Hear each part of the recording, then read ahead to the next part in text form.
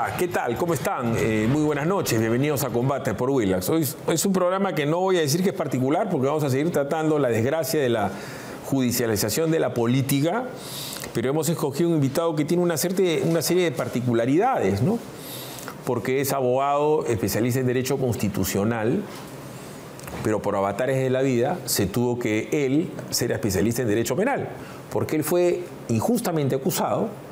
Este señor ha sido congresista, este señor ha sido ministro de Justicia, ha estado en la cárcel y ha salido después libre, después de haber ganado un proceso en la Suprema. Es decir, si yo le voy a preguntar a alguien cómo es esta cuestión de los muñecos mediáticos, si yo le voy a preguntar a alguien cómo es esto de la prisión preventiva, si yo le voy a preguntar a alguien cómo es esto de la maroma judicial, de las cárceles, de las apelaciones, las idas y vueltas, es raro encontrar a alguien como Aurelio Pastor en toda la fauna de los políticos peruanos. Aurelio, ¿qué tal? ¿Cómo estás? Hola, Felipe. Pero además yo me puse a derecho inmediatamente, ¿eh? Yo no me escondí. Eso es bueno porque acá hay muchos que se hacen los valientes, pero a la hora de la hora se desaparecen, salen arrancados y se olvidan de la valentía, ¿no? Cuando el Poder Judicial dice algo, cúmplelo. Correcto, pero reitero tu particularidad, ¿no es cierto? Porque tú has estado, vamos a decirlo en términos comerciales, tú has estado de ambos lados del mostrador. Claro que sí. Entonces tú sabes perfectamente lo que es ser un poderoso congresista, un ministro de Justicia. A ti te han sobado, te han ayayado, te han levantado y después la prensa te echó trizas y a la hora que te ha tocado ir a la cárcel, has estado en una cárcel que tú mismo mandaste a hacer. ¿No es cierto? Entonces, eso que yo recuerde, no conozco ningún político que haya tenido ese ida y vuelta, ese claroscuro y esa reivindicación. Eso es algo raro, yo no conozco a nadie. Normalmente el que entra a la cárcel es para morir en la cana, ¿no? Depende del caso, ¿no? Depende del caso. Todos los casos no son iguales. Claro. Pero a ver, estamos ante una situación bien complicada en el Perú. Desde mi punto de vista, y no creo estar equivocado, estamos con una presidenta que está al borde de la vacancia por incapacidad moral. Y voy a decir por qué. El Poder Judicial ha ordenado la prisión preventiva de su hermano por tráfico de influencias y organización criminal, corrupción. Es obvio que el hermano, a no ser un abogado poderoso, a no tener un partido político, estaba tratando de formar un partido político, a no tener poder económico, a no haber nunca ostentado un cargo público de alta jerarquía, la presunta organización criminal que traficaba influencias era en virtud del hermano. ¿Correcto? Es evidente. Eso es evidente. Entonces quiero escuchar al ministro Adrián Sen, que es un abogado además competente, dar una interpretación, creo yo, tirada de los pelos, entendiendo el refrán, porque dice que le parece raro el tiempo, que le parece raro la manera, que le parece raro un montón de cosas, pero no habla sobre el fondo del asunto, ¿no es cierto? Escuchemos.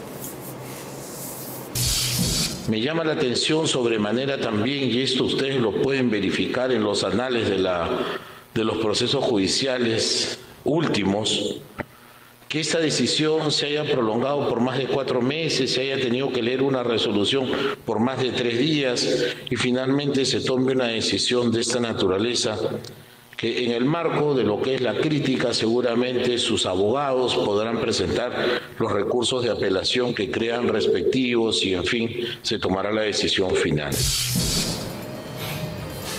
Número 1, él no debería hablar del tema. Totalmente de acuerdo. Totalmente de acuerdo. Hoy hemos debido tener un mensaje a la nación. También es verdad. Ahora, Philip, este gobierno ya se acabó. Este gobierno no da más. La señora Boluarte debería renunciar a la presidencia. Y si no, el Congreso tomar la decisión de vacarla ya. O sea, esto no tolera un día más, no solamente por lo que ha ocurrido con su hermano, sino por la incapacidad de tomar decisiones en bien del país. Lo único que estamos haciendo es prolongar una agonía que no nos lleva a ningún lado. Algunos dicen, no, busquemos un gabinete de consenso. No va a haber un gabinete de consenso. Ninguna persona sensata va a aceptar ser ministra de este gobierno. Ya, pero ahora, eso era una posibilidad antes, ¿ya? Porque tratemos en la retrospectiva buscar una solución a futuro. Está como está. este señor, que era un señor serio, ya desgraciadamente, como decía el Beco cuando habla de Vox, ya le pega golpes a la noche, ¿no? Ya no le puedo dar a Aurelio. Aurelio hace así, ya. Había la posibilidad, antes de APEC, de buscar un gabinete de consenso, de ancha base, de transición, llámalo como quieras, con un montón de independientes. Para dejar de hacer ¿qué? Precisamente lo que está haciendo este hombre, seguir siendo el escudero, explicar la derrota, explicar el gol, el autogol, el córner, el guayqui, el hermano. Si sabían ellos que esto estaba demorando demasiado, han sido hasta condescendientes y no le han hecho la audiencia en plena semana de la PEC, ¿cierto? Pero ya pasó. Hay un hecho cierto. El señor hoy no es un prófugo, sino es un tipo que se ha puesto a derecho. Pero en 10 días o 15 días puede darse el hecho de que sea prófugo. ¿Por qué no lo mandaron seguir? Tú has sido ministro de Estado. Y si hay una situación emblemática, una situación problemática que puede poner en riesgo la estabilidad del gobierno, la DIGIMIN ha debido estar siguiendo a Nicanor Boluarte. ¿Ya? Y decirle, mire señor, usted va a estar bajo seguimiento, no haga tonterías. A usted le van a leer una sentencia que probablemente no sea pues, favorable, ¿correcto? Así que esté ese derecho, como tú dices, pues, ¿no? Y asumía con dignidad su carcelería. Correcto, correcto. Hasta la hermana. Oye, estás en un problema. No se te ocurre irte a la clandestinidad porque me pueden votar. Ni mangas ni manga, chu. Sí, es verdad. Bueno, sí. La policía tiene estos equipos especiales que hacen seguimiento cuando va a suceder una de estas cosas, eso lo sabemos. Y no tengo la menor duda que en este momento se está haciendo seguimiento a las personas que están involucradas en este tipo de discusiones judiciales. Bueno, debió haber pasado con Vladimir Cerrón. ¿Por qué no lo han hecho con el señor Boluarte? Es porque ha habido una indicación de que no se haga. O con Cerrón. Por supuesto. Pero Cerrón era lo mismo. A Cerrón nadie lo busca. No, pues no. Pero a Cerrón le iba a leer una sentencia. Sí, claro. Sí. Es un señor que es el presidente de un partido que tiene bancada, su hermano era vicepresidente del Congreso, Vladimir Cerrón, es un político hiper importante el día de hoy, te guste o no te guste. Claro que Entonces, sí. Ahora estamos con dos prófugos por demás importantes. Ciertamente el abogado de Nicanor dice que van a ir a la Corte Suprema. Vamos a ver la nota para que tú ya como jurisconsulto nos digas cuáles son los caminos a seguir, cuánto va a demorar, qué puede pasar. Veamos la nota. Yo no sé dónde está el señor Nicanor Boluarte. Lo único que yo puedo decir es que entiendo que él está ejerciendo el derecho de toda persona a sustraerse, a no someterse a una decisión que a todas luces es arbitraria, injusta y que presenta un claro tinte político. Han pasado 24 horas desde que el juez Carguancho dictó 36 meses de prisión preventiva contra Nicanor Boluarte, pero hasta el momento nadie sabe de su paradero, ni siquiera sus abogados que en conferencia de prensa señalaron que no conocen la ubicación del hermano de la presidenta, pero aseguraron que no se someterá a un fallo arbitrario. Hay que tener en cuenta que yo he expresado que es una decisión que consideramos arbitraria. ¿Por qué es arbitraria esta decisión? Porque se han desconocido elementos que deben verificarse para la imposición de una medida de esta naturaleza. Luis Vivanco, abogado de Nicanor Boluarte, dijo que el fallo tiene tintes políticos debido a que el juez no aplicó la ley sobre crimen organizado. Por ello aseguró que si el Poder Judicial rechaza la apelación, recurrirán a la Corte Suprema. Nosotros vamos a esperar a que nuestra apelación sea analizada por la Corte Superior y en ese momento es que se tomará la decisión de someterse o no a la decisión del Poder Judicial. Mientras la decisión no sea firme, nosotros no podríamos todavía adelantar un juicio en el sentido de calificarlo como prófugo, ni tampoco evaluar el sometimiento a una decisión que, como he indicado, es a todas luces arbitraria. Vivanco también cuestionó que el juez Carguancho haya argumentado que Nicanor no tiene arraigo domiciliario ni laboral, cuando, según palabras de Vivanco, acreditaron todo ello. Y ahora, esta medida ha sido impuesta sobre la base del mismo argumento. El señor juez ha considerado que mi patrocinado no tiene domicilio, no tiene arraigo domiciliario, no tiene arraigo laboral y en ese sentido hay un peligro de fuga. Sin embargo, nosotros hemos presentado senda documentación que acredita que mi patrocinado tiene un domicilio y tiene actividad laboral.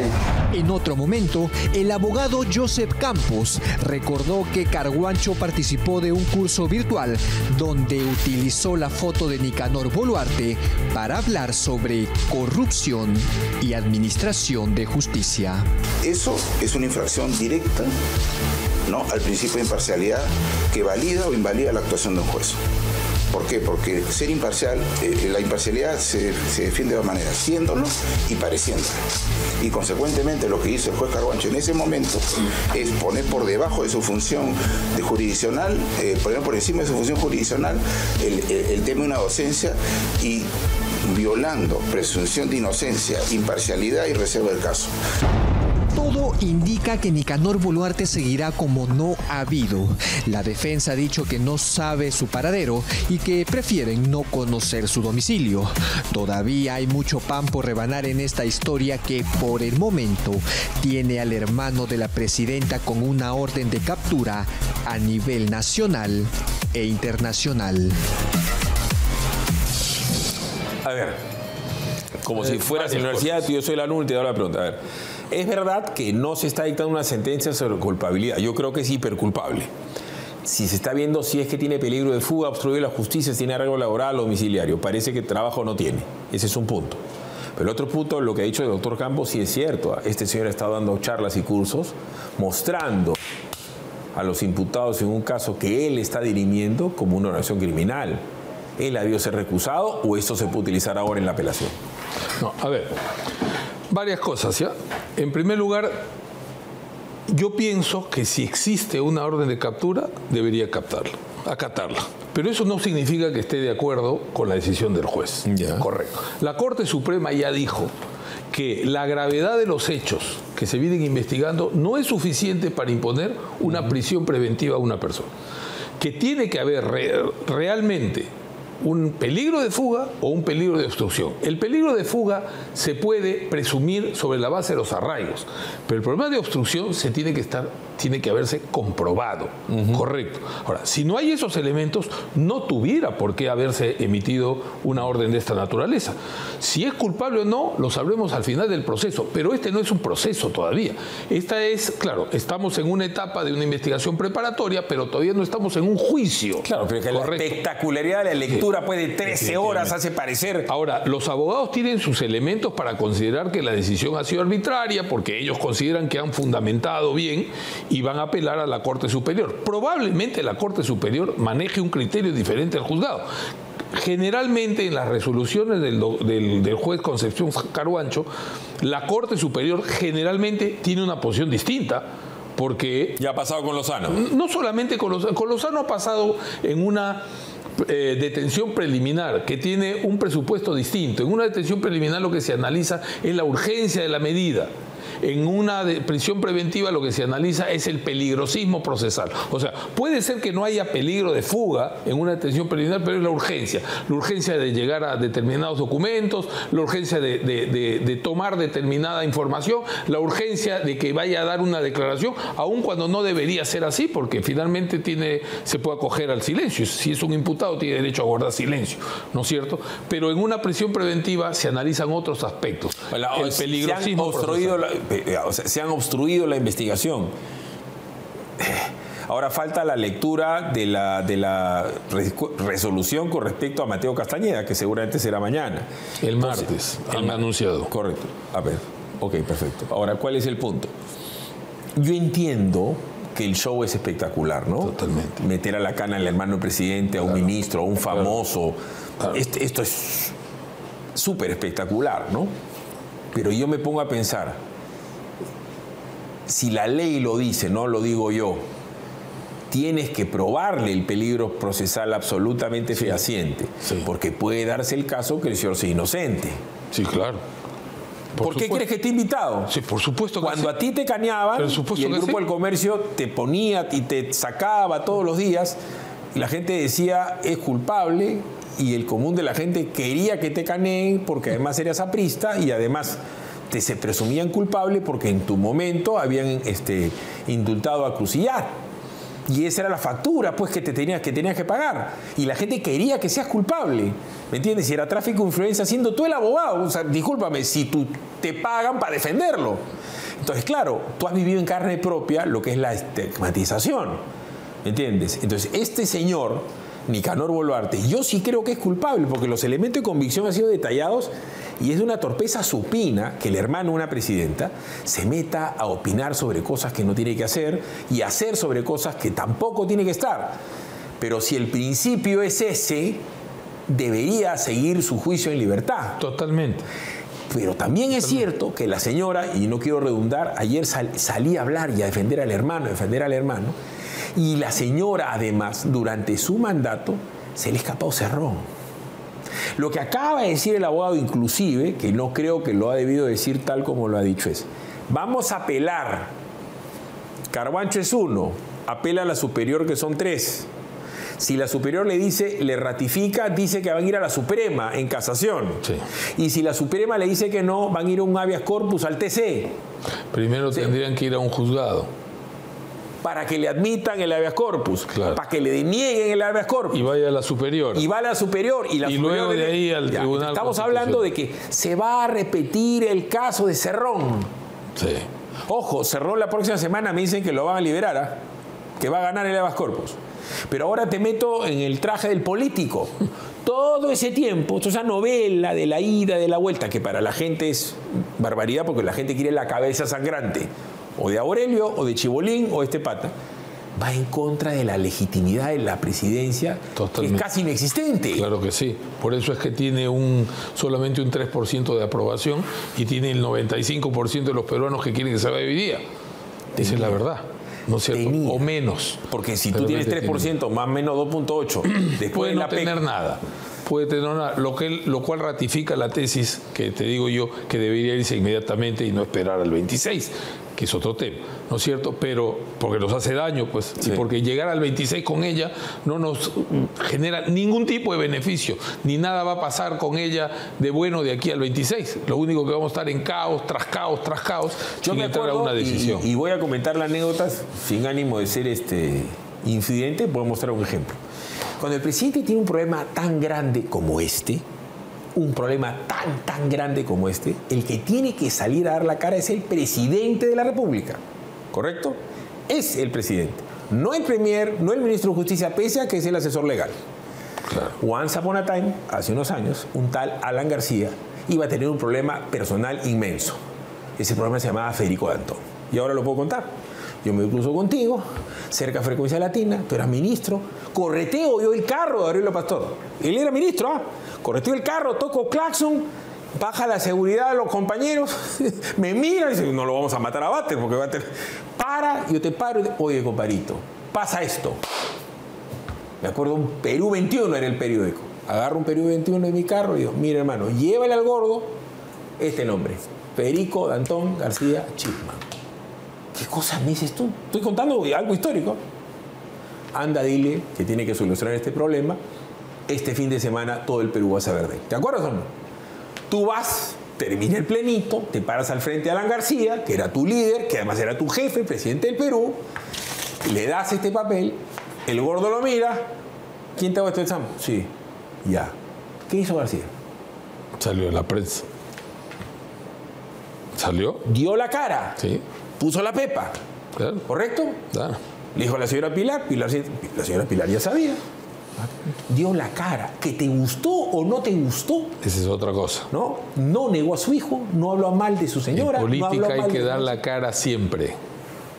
Todos los días la gente se pregunta en el micro, en la combi, en la cola, ¿dónde está Nicanor? Hoy día en PBO le hemos hecho esa pregunta a 200 personas. Todos dicen que ella lo está protegiendo. Si es ella la que tiene la posibilidad de mandarlo a buscar y no lo encuentran, la policía cuando quiere encontrar a alguien encuentra. Tú lo sabes. Yeah. Okay. No, si lo sabes, en Perú, pero por supuesto que sí. Pero repito, eso no significa que la decisión del juez sea una decisión correcta. Correcto. No, yo no, en principio no estoy de acuerdo. No creo que sea una medida necesaria. Por más grave que sea, tú dices, creo que es culpable. No, eso lo dirá una sentencia. Más aún. Mientras tanto, tiene la presunción de inocencia. Además, tiene la presunción y tiene el derecho de llevar el proceso en libertad. Lo digo una y mil veces, ¿ah? O sea, desde la época que tú estás, ¿hace cuántos años ministro de Justicia? 15. Estamos hablando de los famosos en tu época el grillete electrónico era un mamotreto de este tamaño, ¿no? Que te lo ponían en el tobillo, que se veía grotesco. Hoy en día el famoso grillete electrónico lo pones abajo del celular, se llama brazalete. Es un brazalete ridículo, chiquitito, que ni se ve. Entonces, digo esto no solamente por la gente que está libre, se llame Nicanor, se llame Lozano, se llame quien sea. El 80% de los presos que están en las canas son prisión preventiva. Ahora, pero una cosa, los brazaletes, ya que has tocado el tema, yo creo que soy una de las personas que más conoce este tema. Sí, claro. Yo hice la ley, fui a verlo, sé cómo funciona, sé exactamente cómo funciona, porque fuimos a ver el funcionamiento en Colombia y aquí hasta hoy día no hay brazaletes, hay 2, 3 creo que no sirven para nada. Los brazaletes están diseñados para los internos que no revisten peligrosidad. Sí, correcto. Correcto. O sea, no es como algunos creen, es, oye, a estos criminales deberían ponerles el brazalete. Por favor, lo rompen y se van, porque es como un reloj. Es para la gente que no reviste peligrosidad y que no se quiere fugar, sino que quiere afrontar el proceso en libertad, podría ser defenderse o cumplir una pena de un delito menor que no reviste mayor peligrosidad, como ocurre en cualquier lugar. Delito menor. Uno de los delitos más execrables que puede haber en un Estado de Derecho es un golpe de Estado, que es lo que hizo Pedro Castillo. Recién hoy el Poder Judicial emitió un auto de enjuiciamiento por el golpe de Estado de Pedro Castillo del 7 de diciembre de 2022. Con este documento, la Corte Suprema ordenó que Castillo vaya a juicio, en donde se determinará su intento golpista fue un delito y en donde enfrentará un pedido de 34 años de prisión. Él y varios más. ¿Qué cosa crees que le va a pasar a Castillo? ¿Que lo van a condenar? Y se va a 34 años a la cárcel. Bueno, lo que pasa es que ahora los cálculos son más precisos, ¿no? Cuando el Código Procesal y el Código Penal te establecen determinados parámetros y los cálculos son más precisos. No sé, le deben haber acumulado varios delitos para poder llegar a esa cantidad de tiempo, ¿no? Pero recién está el auto de enjuiciamiento, vamos a ver qué pasa. Ha salido una ley hace poco que permite apelar del auto de enjuiciamiento y luego se irá a un juicio y el juicio tendrá pues todas las instancias que correspondan. Pero creo que al final va a ser condenado. Yo creo que Aldo sí. Mayati, no sé si a los 34. Tengo una cruzada que dice que no puede ser posible que se acumulen los delitos y que debería ser solamente el más alto, claro, pero que además los funcionarios públicos no tienen redención, vamos a decir, no tienen disminución por buena conducta, es decir, los 34 años te los calas. Y si es organización criminal, no solamente puede haber una preventiva de 18 meses, sino una del doble de 36. Eso se debe a tu no sé si amiga o ex amiga Marisol Perestello, durante la época del gobierno de PPK. Duplicaron ese tema de organizaciones criminales que ahora es un menjunje. ¿Cuál es tu posición al respecto? Con respecto a los plazos, me parece que las investigaciones son muy largas. Debería disminuirse los procesos de investigación por organización criminal, deberían ser de 24 meses. No entiendo por qué tiene que ser, y no estoy de acuerdo con la acumulación. Antes se aplicaba el delito más grave, ¿no es cierto? Se subsumían todos los delitos en el más grave. Esa acumulación lleva a que hayan estas barbaridades donde a algunas personas se les pide 26, 28 años, 30 años, y a los terroristas que masacraron a miles de peruanos, terminaron dándoles penas de 20 años, la cumplieron y se fueron como si no hubiera pasado nada. Entonces, me parece que no, que tiene que haber una revisión de toda la legislación penal. Para que pase eso, el nuevo presidente del Perú lo que tendría que hacer como algo realmente importante para su futuro gobierno es revisar absolutamente toda la organización del sistema judicial y fiscal. Porque está claro que estamos hablando hace un buen rato de la judicialización de la política, ¿correcto? Está hace rato que estamos hablando de esto, no es en este programa, en varias, porque estamos en idas y vueltas. Voy a poner otro ejemplo. En el Congreso están interpelando al señor Arana. ¿Por qué? Por la crisis de las cárceles. ¿No es cierto? La crisis de las cárceles. Hay dos puntos muy sencillos. Hay uno, el fácil es hacer más cárceles, que no entiendo por qué no las hace. Porque con el plano de la cárcel de Piedras Gordas puedes hacer 10 cárceles, ¿no es cierto? Podrías haber hecho una Piedras Gordas al año, porque eso es lo creo que se demoraron en hacer. Pero también es el sistema. Entonces acá simplemente están haciendo un show en el Congreso al interpelar a este señor, ¿no? No lo vas a votar porque no hay cárcel. No, pero además siendo el derecho penal la última ratio y la prisión la última de las últimas, la prisión debería estar destinada a casos graves y realmente necesarios, ¿no es cierto? Entonces, ¿qué es lo que ocurre? Que tienen las prisiones saturadas de mucha gente que no debería estar en una prisión. Delitos como, por ejemplo, de tránsito, omisiones de alimentos, lo cual no digo que esté de acuerdo con eso, sino deberían aplicarse penas más cortas la primera vez, en vez de meterlos un año por no pagar alimentos, le das una pena de un mes y le dices, oye, en la reincidencia sí te vas a ir un año, pero como ya probó un mes, el tipo no va a volver a dejar de pagar los alimentos o los temas de tránsito, etcétera. Entonces, la saturación de los penales, lo único que provoca es que los verdaderos peligrosos estén detrás, escondidos y nadie los vea, y estén manejando el crimen de las calles desde las prisiones. Tienen celulares, tienen contactos, tienen toda una red de corrupción, gracias, entre otras cosas, a la saturación de los penales. Ahora, también es verdad que faltan penales especializados, ¿no? Porque ese crimen que hay ahorita del sicariato, la extorsión, ese merece otro tipo de penales. Pero Aurelio, señor ministro, te buscas penales de primarios, de mediana peligrosidad y alta peligrosidad. 3 planos. La Superintendencia de Bienes Nacionales y la inmobiliaria más grande del Perú. Es mandar a hacer... Lo más sencillo, que no lo hacen porque no quieren, es mandar a hacer la cárcel. Porque ese es cemento. Lo más difícil es la justicia. Porque acá la gente habla, en tu caso, tú sí puedes hablar con...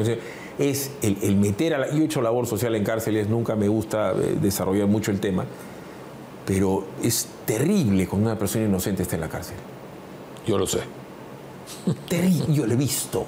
Cuando la gente habla de cana, entra una persona joven, lozana, y ves una chica que ha sido burrier, y yo las veía llegar y a los 3 meses eran ancianas. Se les caía el pelo canoso, la cara agrietada. Y lo que es peor, te vuelve malo. La cárcel te vuelve mala persona, porque te animaliza. O sea, y por eso son las grandes escuelas de los superdelincuentes, pues.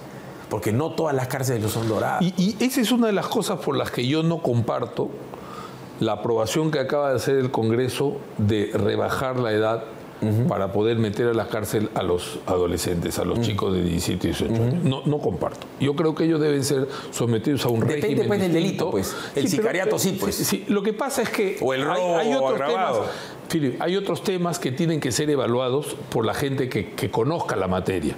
Y está demostrado científicamente por la neurociencia, que el comportamiento de un joven no es igual al comportamiento de un adulto. Sobre todo en situaciones de grupo y de violencia.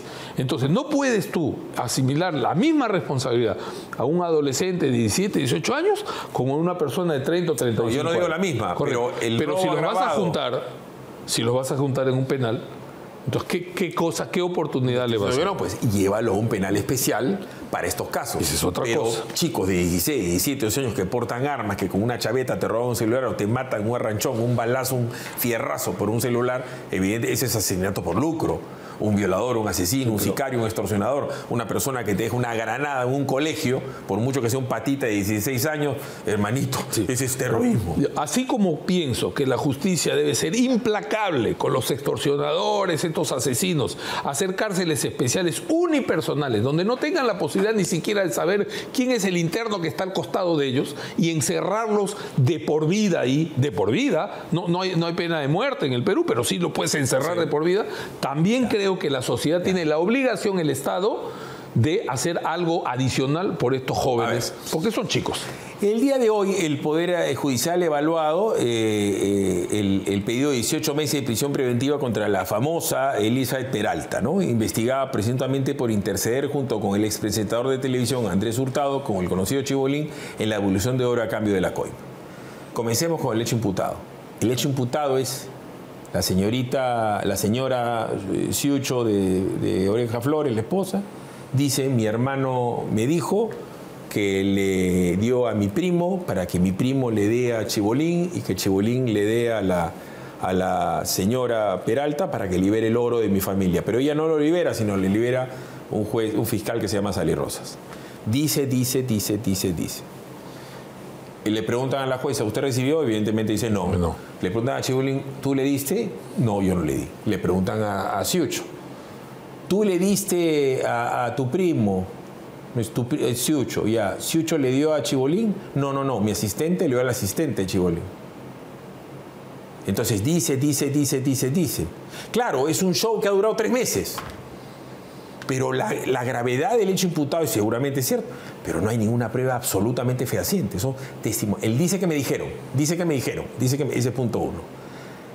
¿Cuál es el peligro de fuga de la señora? Ahí quería llegar, porque por más grave que sea la imputación, como tú dices, es verdad, son testigos de oídas, dice, pero no hay nada corroborado.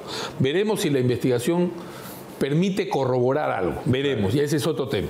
Pero por más grave que sea el delito que se está investigando, si no hay ni peligro de fuga, ni peligro de obstaculización a la investigación, las personas no deberían estar en una prisión. No deberían. Así me caiga recontra antipático uno u otra persona.